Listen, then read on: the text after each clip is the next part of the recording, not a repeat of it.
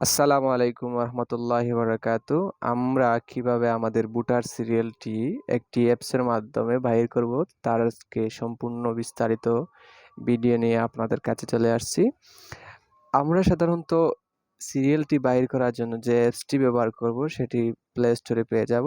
সে play স্টোরে পাওয়ার জন্য আমরা প্লে স্টোরে যাব। যাওয়ার পর সেখানে গিয়ে আমরা সার্চ বাটনে ক্লিক করে সেখানে গিয়ে সার্চে লিখব স্মার্ট ইলেকশন ম্যানেজমেন্ট বিডি। লেখার পর এই অ্যাপসটি চলে আসবে। আসার পরে স্ক্রিনশটগুলো দেখবেন যে এই অ্যাপসটা ঠিক আছে কিনা। তারপরে সেখান থেকে ব্যাক স্পেসে ক্লিক করবেন, করার পর ইনস্টল হওয়ার পর ওপেনে ক্লিক করবেন।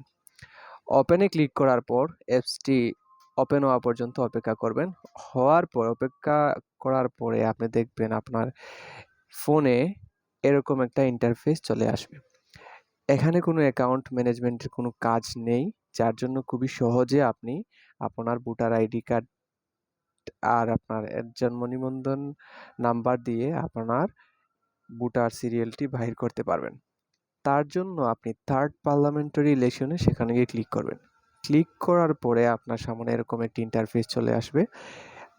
মূলত সেখানে কোনো ধরনের অ্যাকাউন্ট ম্যানেজমেন্টের কাজ নেই, শুধু আপনি সার্চ এখানে previous election find a voting সেন্টারে ক্লিক করবেন। ক্লিক করার পরে সেখানে শুধু আপনি আপনার এনআইডি কার্ড নাম্বারটি দিয়ে দেবেন।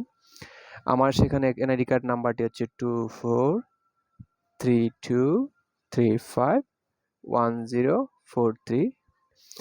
ডেট অফ বার্থে ক্লিক করে ফেব্রুয়ারি 26-এ ক্লিক করে আপনার জন্ম তারিখের সালটি সিলেক্ট করুন। আমার যেহেতু 2005 সালে সেপ্টেম্বরের 29 তারিখে, তাই আমি সেপ্টেম্বরে নিয়ে যাব।